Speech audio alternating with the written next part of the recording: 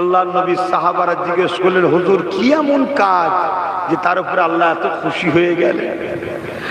আমার যুবকেরা মন দিয়ে শোনো, দুনিয়াদারি চলতে গিয়ে দুটো হক রয়েছে। একটা হলো হকুল্লাহ, আল্লাহ পাকের হক। বান্দা যদি আল্লাহর হককে ছেড়ে দেয়, বান্দা যদি আল্লাহর হক ঠিকভাবে পালন না করতে পারে, কিয়ামতের দিনে আল্লাহ পাক তাকে ক্ষমা করে দিতে পারে, বা তওবা কাঁদলে আল্লাহ মাফ করে দেবেন, কথা দিয়েছে। কিন্তু বান্দা যদি অপর বান্দার হককে মেরে দেয়, ওই বান্দা যদি মাফ না করে, আল্লাহ পাক ক্ষমা করবে না।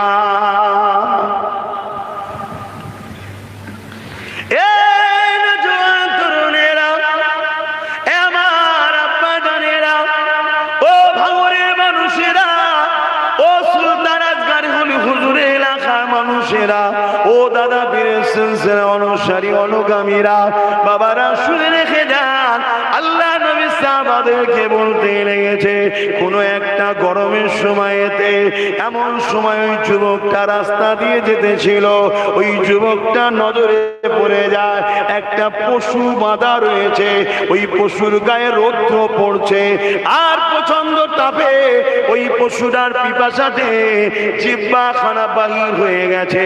ওই যুবকটা দেখে বড় দয়া ময়া হয়েছে, আরে পশুটা বড় কষ্ট পেয়েছে, ওর পিপাসা লেগেছে। এই যুবকটা দয়া দেখিয়ে তাকে ছাওয়াতে বেঁধে পানি পান করিয়েছে। এই আমলটাকে দেখে আল্লাহ পাক বড় খুশি হয়ে যাবে। আল্লাহ পাক বলতে লাগবে, ওরে আমার বান্দা রে, তুই আমার দিয়া দয়া নিয়ে আমার সৃষ্টির উপরে দয়া দেখিয়েছিস। আমি রহমান, আমি রহিম, আমি দয়ার মালিক। যেদিন আমার সৃষ্টিটা বিপদে ছিল, তুই তাকে দয়া দেখে বিপদ মুক্ত করেছিস। আজকের ময়দানে মাশরে তুই বিপদে আছিস, কেন আমি দয়ার আল্লাহ হয়ে তোর উপরে দয়া দেখাবো না?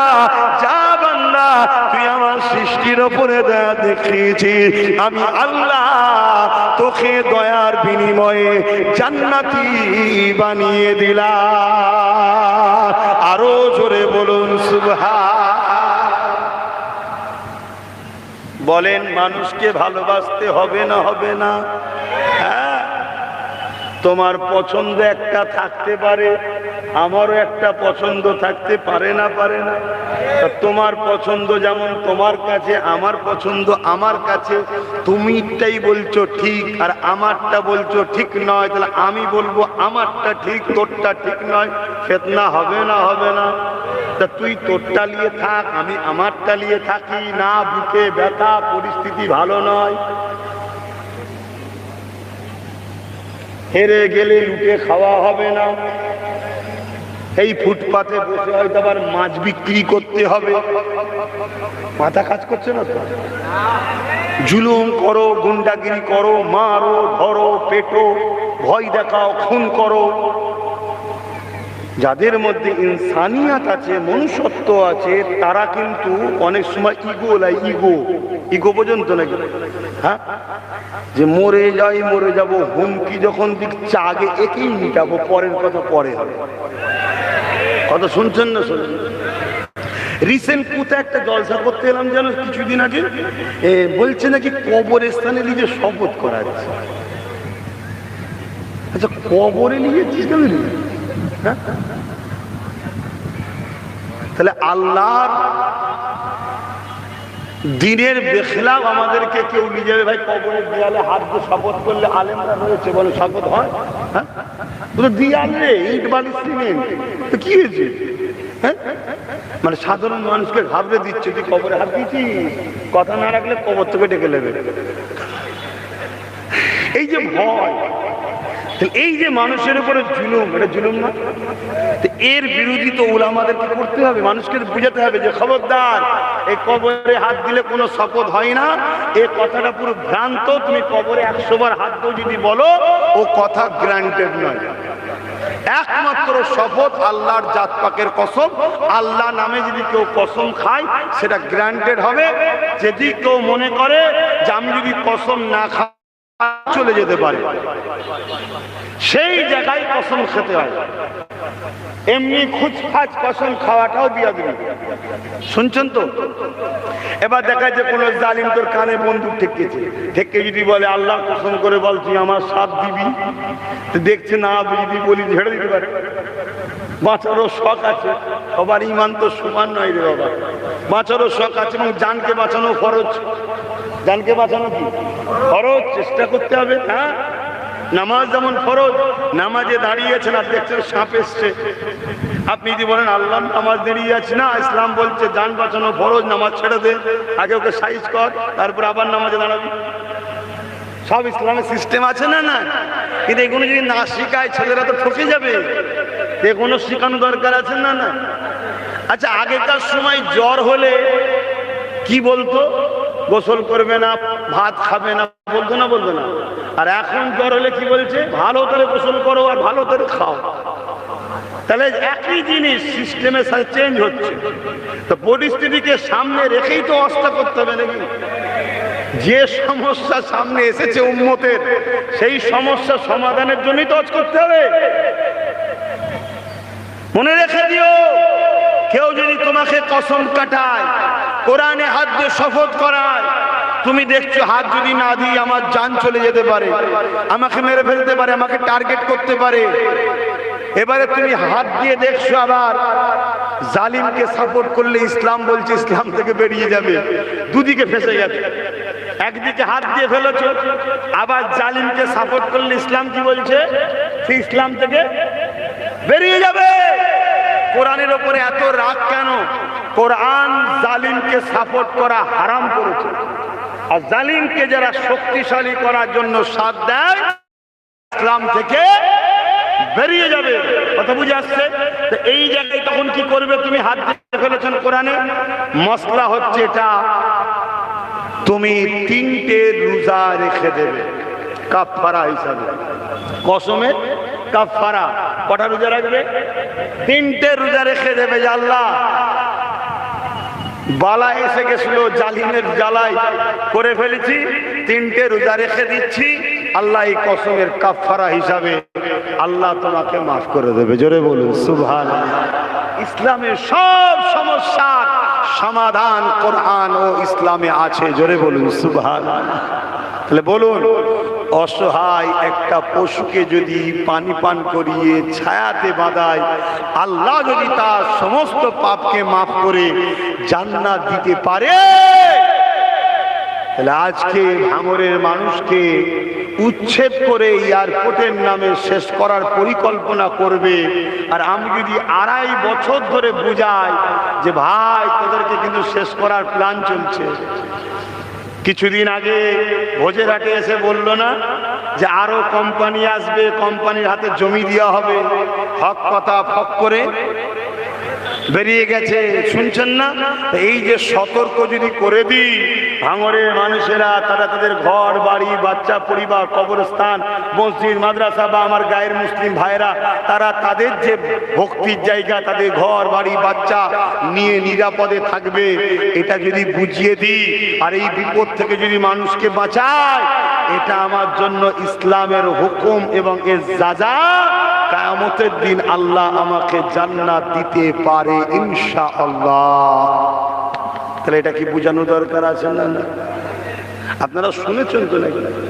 আর একজন কে বলছিল একটা কি এনকেডি কোম্পানিকে ভাঙড় তুলে দেওয়া হবে, যেমন নিউ টাউনকে ওই কি কোম্পানি জানো হিটকে তুলে দিয়েছে, ভাঙড়কেও তুলে দেবে। কিন্তু তুলে দিবার জন্য অলরেডি টাকা বাইনামা হয়ে গেছে, কিন্তু দিতে পারেনি। কেন? 5 বছরে এমন একজন লোক ভাঙড়ের নেতা ছিল যাকে জিতিয়েছিল, তার সইটা পায়নি। শুনছেন? যদি সই পেয়ে যায় তাহলেই হয়ে যাবে। এজন্য যেমন করে হোক ভাঙড়কে রিকভার করে একটা খুনি, দাগী, চরিত্রহীন, জালিম, বদমাইশ একটা জাহান্নামের কুকুরকে দায়িত্ব দেওয়া হচ্ছে। তাহলে এই জায়গায় ভাঙর মানুষ আমাদেরকে ভালোবাসে, আমরা তাদেরকে ভালোবাসি, এবং মনুষ্যত্ব হিসাবে হিন্দু মুসলিম আদিবাসী যেই হোক তাদের পাশে দাঁড়াবার এটা তো হুকুম আমার ইসলাম দিয়েছে। তাই আমি আপনাদের হয়ে বুঝাচ্ছি, অসুবিধা হচ্ছে, এ অধিকার আমার আছে না? না, কিন্তু অনেকের অসুবিধা হচ্ছে। যে কথা কি দরকার এখন বলা, আর এখনই তো পরীক্ষা, এখন টিপস না দিলে ফেল হয়ে যাবে তো, এখনই তো পরীক্ষা, এখন বলবো না। পাশাপাশি আর একটা কথা বলে যাব, আল্লাহ নবী হাদিস পাকের মধ্যে বললেন, মান আহাব্বা লিল্লাহ ওয়া আবগাদা লিল্লাহ ওয়া আতা লিল্লাহ ওয়া মানআ লিল্লাহ ফাকাদ ইসতাকমালাল ঈমান। ভালোবাসবেন আল্লাহর জন্য, দুশমনি করবেন আল্লাহর জন্য, আত্মীয়তা করবেন আল্লাহর জন্য, বিচ্ছেদ হবেন আল্লাহর জন্য। এ যুবকেরা, বাপ মাকে ভালোবাসবেন আল্লাহর জন্য, স্বামী স্ত্রী একে অপরে ভালোবাসবেন আল্লাহর জন্য, গরিব দুঃখীকে ভালোবাসবেন আল্লাহর জন্য। তাহলে বলুন তো দেখি, আল্লাহর জন্য যখন একে অপরকে ভালোবাসতে হবে, হিন্দু আদিবাসী সাঁওতাল বাগদি যেই হোক না কেন, প্রতিটা মানব প্রেমী মানুষকে আমি ভালোবাসি। কেন ভালোবাসি? আমার স্রষ্টা তাদেরকেও সৃষ্টি করেছে, তাই স্রষ্টা সৃষ্টিকে যদি ঘৃণা করি, স্রষ্টা সৃষ্টিকে ঘৃণা মানে স্রষ্টাকে ঘৃণা করা, স্রষ্টা সৃষ্টির উপরে জুলুম করা মানে স্রষ্টার উপরে জুলুম করা। এই জন্য প্রতিটা ধর্মের মানব প্রেমী মানুষকে আমি আব্বাস সিদ্দিকী ভালোবাসি। তাই আমি একটা সংগঠন চালাই, ফুরফুরা শরীফ আহলে সুন্নাত ওয়াল জামাত।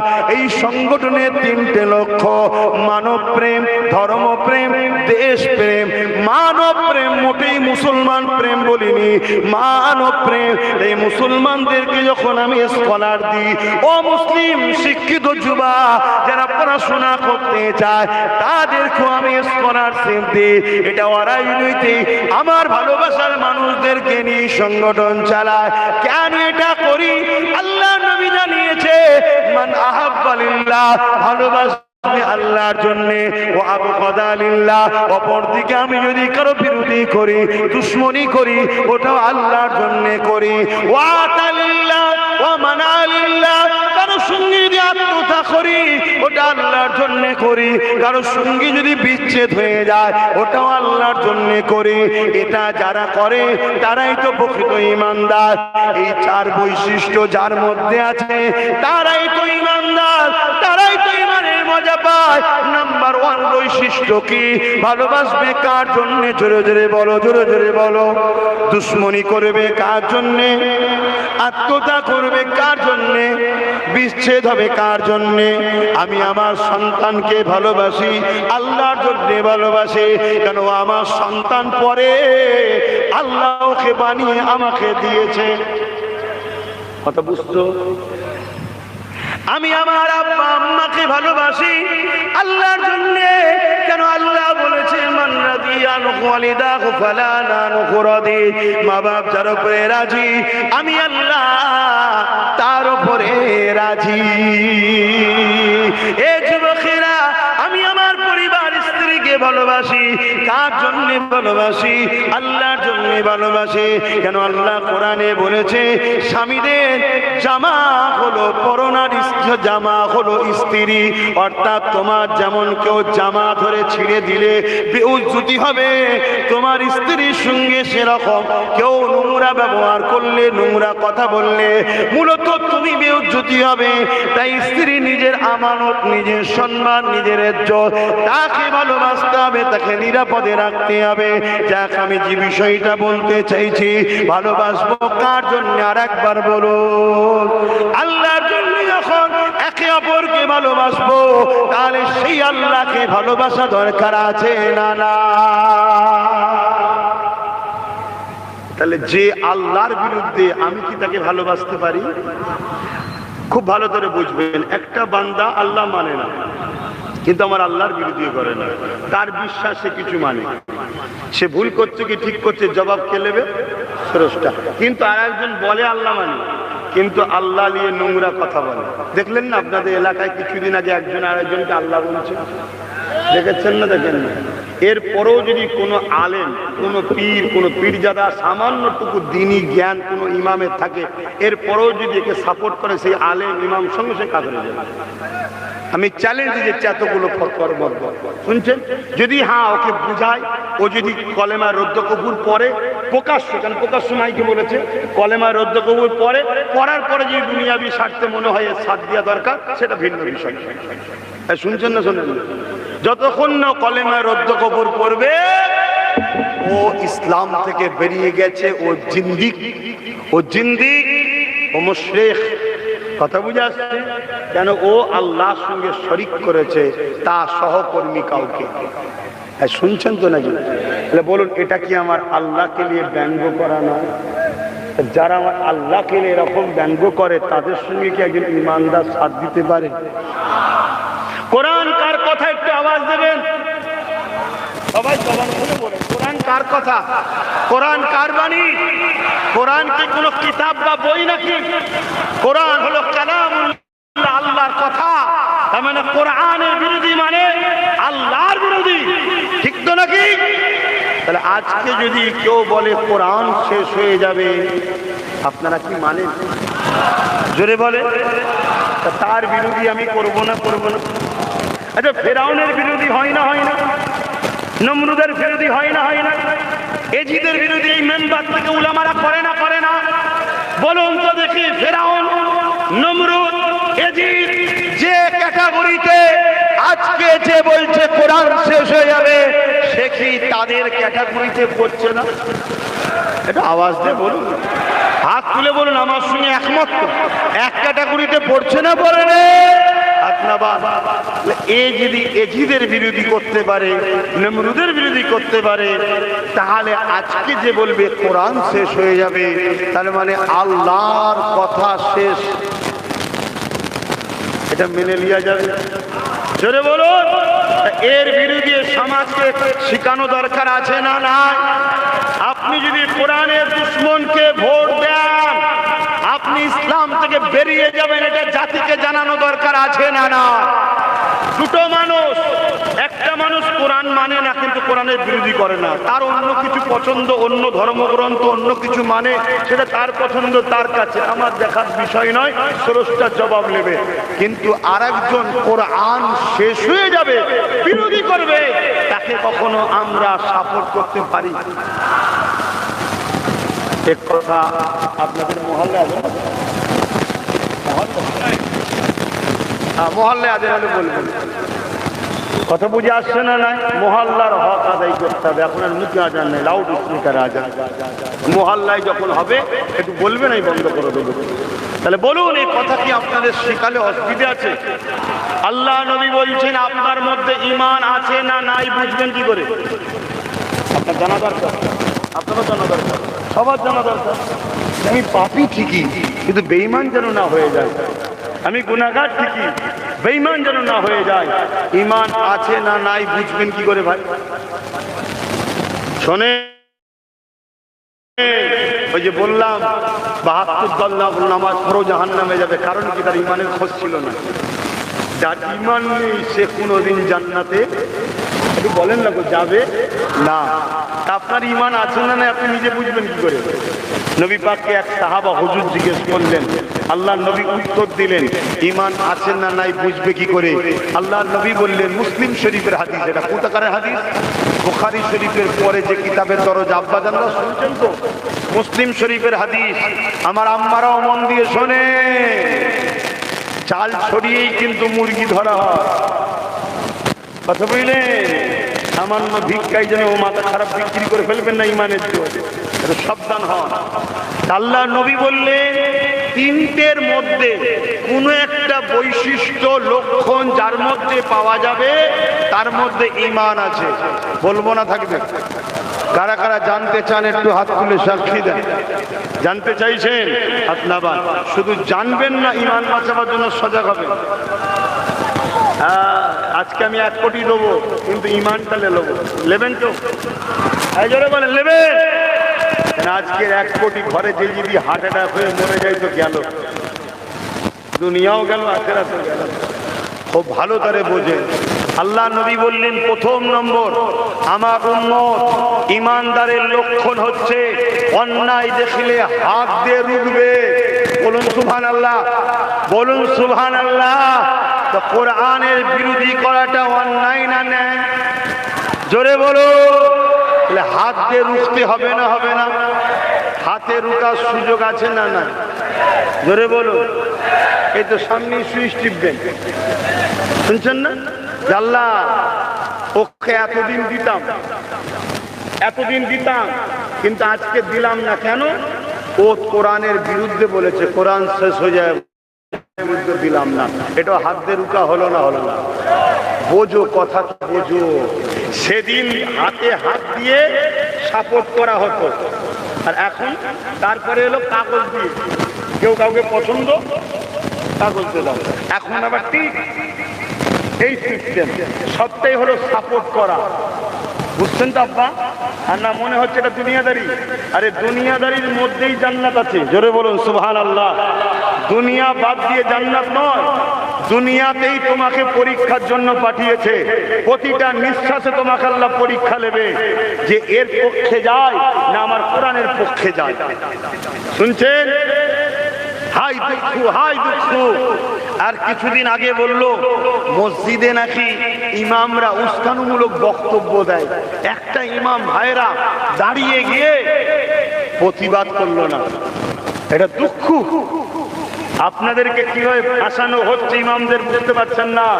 আপনাদেরকে এডারে ফেলে দেওয়া হলো। ইমাম মানে উস্কানিমূলক বক্তব্য দেয়, আর উস্কানিমূলক বক্তব্য আমার দেশে যে দেয় সে আগামী দিন বন্দী হয়ে যাবে।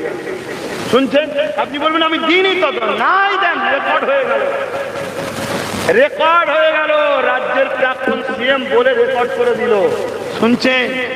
আপনার মসজিদকে আগামী দিন টার্গেট করা হবে। এই কথাগুলো ভাবিয়ে দিয়া কি অন্যায় হচ্ছে? বলবেন রাজনীতি করছেন কেন? আরে তোদের রাজনীতির নেতাকে বলবে যা রাজনীতি করতে আমার ধর্ম নিয়ে মাথা মারতে বারণ কর। আমার ধর্ম নিয়ে মাথা মারবে না, আমি তাহলে তোদের নিয়ে মাথা মারবো না। আর আমার ধর্ম নিয়ে যদি বেশি মাতামাতি করিস তাহলে আজকে তো বলছি কালকে ডাইরেক্ট অ্যাকশন হবে। একদম ওপেন বলে যাচ্ছি, যেন সব জায়গায় আপোষ করা যায়। আমার ইসলাম, আমার কোরআন, আমার রসুল, আমার আল্লাহ নিয়ে কোনো আপোষ না। সেখানে সমঝোতা নয়, ওখানে হায়াত মত জীবনের মামলা নয়, ওখানে ডাইরেক্ট হয়ে যাবে। ঠিক না বেঠে?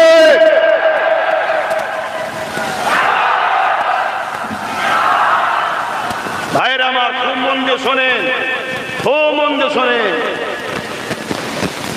তাহলে প্রথম নম্বর কি রসুল বললেন? অন্যায় দেখলে আমার উম্মতের মধ্যে প্রথম নম্বর ইমানের লক্ষণ হলো হাত দিয়ে রুখবে। যারা হাত দিয়ে রোখে এই উম্মত হলো প্রথম ক্যাটাগরির ইমানের উম্মত। জোরে বলুন সুবহানাল্লাহ।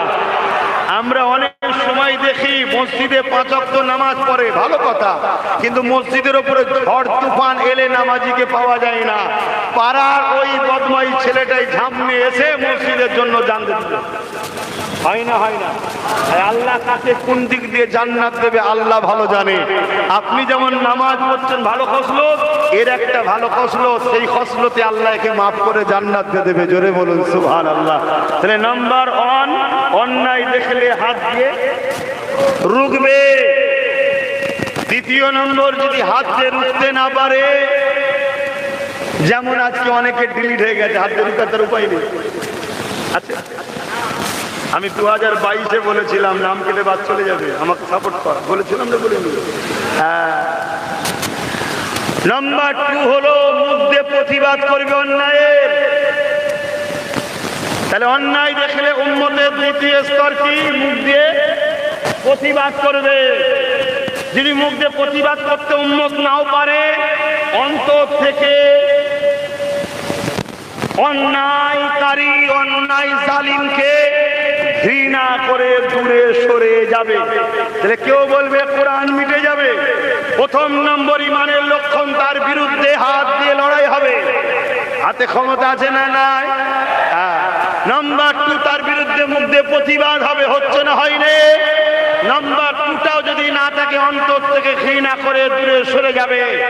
যদি এই 3টে লক্ষণের মধ্যে কোনোটা না পাওয়া গিয়ে উপরন্ত অন্যায়কারীকেই সাথ দেয়, আল্লাহ রসুল বলছেন তার মধ্যে ঈমান না। আমি বলিনি, আর আমার আব্বাও বলেনি, আমার দাদুর কথা শোনাইনি, মুসলিম শরীফের হাদিস শুনছেন।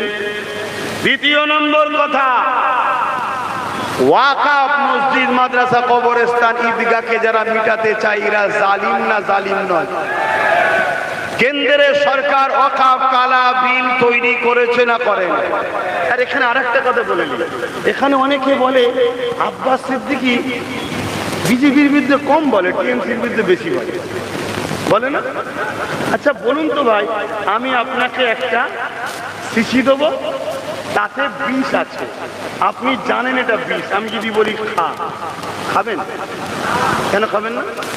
কেন? আপনি জানেন এটা বিষ, লেবেলে লেখা আছে, কিন্তু আমি আপনাকে 1 গ্লাস শরবত দেবো, তার মধ্যে বিষ আছে, আপনাকে বলে শরবত খান, খাবেন না? খাবেন না? তা বিজেপি হলো ওই ডাইরেক্ট বিষ, সবাই চেনে। আর এই রাজ্য সরকার হলো শরবত, কিন্তু ভেতরে বিষ। আমরাই সব নিয়ে এলাম, আমরাই ভালোবাসায় আনলাম, আর এখন আমাদের ওপরেই জুলুম করছে। আমাদেরই ওয়াকাফ বিল রাজ্য সরকার সাপোর্ট করেছে না করেন? আমাদের ওয়াকাফকে বিজেপির হাতে রাজ্য সরকার বিক্রি করেছে না করেন? বিলকে মেনে নেওয়া মানেই তো করে দিল। এই রাজ্য সরকার বোলডুজার দিয়ে দুর্গাপুরে মাদ্রাসা ভেঙেছে না ভাঙেনি?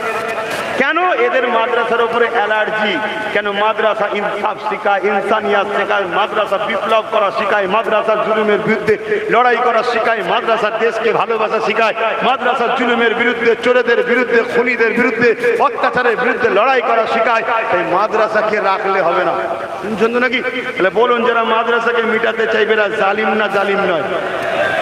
আগেরটা মুসলিম শরীফের হাদিস বললাম, দ্বিতীয় হাদিসটা শোনেন আব্বাজানেরা, মায়েরা, বোনেরা, মন দিয়ে শোনে। রাত্রির পার হয়ে সূর্য উঠবে, আমি উঠবো কি কোনো গ্যারান্টি নেই, আপনি উঠবেন কি কোনো গ্যারান্টি নেই। একটু হুঁশ করে কাজ করবেন। সামনে দিন এসেছে, তোমার সিল, তোমার নোরা, তোমারই ভাঙবে মসজিদ মাদ্রাসার গোড়া, তাদেরকে সাপোর্ট করো না। এটা বলা হুজুর হিসাবে দায়িত্ব আছে না? এটা কি দিনের বিরুদ্ধে কথা? আল্লাহ নবী মিশকা শরীফের মধ্যে বলছেন, কোন জালিম অত্যাচারীকে মুসলমান যদি জানার পর, যে জালিম অত্যাচারী জানার পর তাকে শক্তিশালী করার জন্য সাথ দেয়, ওই মুসলমান ইসলাম থেকে বেরিয়ে যাবে। যে ইসলাম থেকে বেরিয়ে যায় তার দাড়ি, টুপি, নামাজ, রোজা থাকবে না, সব বেকার, সব বেকার। তাহলে বলুন, যারা ওয়াকাফকে মিটাবার জন্য আইন করেছে ওরা জালিম না জালিম নয়? ওই আইনকে রাজ্য সরকার সাপোর্ট করেছে ওয়াকাফের বিরুদ্ধে, এবং বলেছে ওয়াকাফ নিয়ে বাংলায় গুলোগুলি নয়, বাংলায় আন্দোলন করলে আমি সব থেকে বড় দুশ্মন হব, দিল্লি গিয়ে আন্দোলন করো, রাজ্য সরকার বলেছিল না বলেনি? আজকে তো আমাদেরও বলা দরকার, বাংলায় তোমার ভোট নেই, দিল্লি গিয়ে ভোট নিয়ে আসো, যাও তোমার দাদার কাছে চলে যাও। যে অমিত শাহ মোদির বিলকে সাপোর্ট করেছো, ওর কাছে গিয়ে বলো ভোট দাও, আমাদের কাছে নেই। এটা বলা কি অন্যায় হবে? জোরে বলে, এ তো জালিম। জালিমকে শক্তিশালী করার জন্য সাত দিন ইসলাম থেকে বেরিয়ে যায়, ভোট দেয় কি জন্য? শক্তিশালী করার জন্য, হারাবার জন্য। তাহলে আপনারা জালিমকে ভোট দেবেন? হাত তুলে সাক্ষী দেন, জালিমকে ভোট দেবেন? ওয়াকাফের দুশ্মনদের ভোট দেবেন? কোরআনের দুশ্মনদের ভোট দেবেন? আপনার মানে যে হাত তুলে বললেন না, আর ওর ভেতরে যদি গোপনে যে মেরে দেন। আচ্ছা বলবেন তো, আমার কি ক্ষতি আছে? বলবেন আমার কোনো ক্ষতি আছে? আমার তো ক্ষতি নেই। আমার কোনো ক্ষতি হবে না। আজ 15-16 বছর জলসা করছি, 2021 থেকে নিজের ভাইটাকে 42 দিন জেল খাটানো হলো। ওয়াকাবলি আন্দোলন করতে গিয়ে ভাঙরে 100-এর অধিক ছেলে জেল খেটেছে, 900 জেল খেটেছে, 1000-এর ওপরে ছেলের কেস হয়েছে। ওয়াকাবকে বাঁচাবার জন্য 900 সুপ্রিম কোর্টে লড়ছে। কথা বুঝতেন না, বলছেন না? তার আগে আমি জলসা করিনি, আমার অসুবিধে ছিল। এখন তবু তো গাল খেতে, তার আগে গাল খেতে দিল। কথা শুনছেন আব্বা জানেরা? তাহলে আব্বাস সিদ্দিকী কিছু ভুল বুঝাচ্ছে। একদিকে যেমন অন্য ধর্ম তার কাছে, আমার অসুবিধে নাই, নিউ টাউনে আমার মসজিদ করতে দিচ্ছেন না, পাশে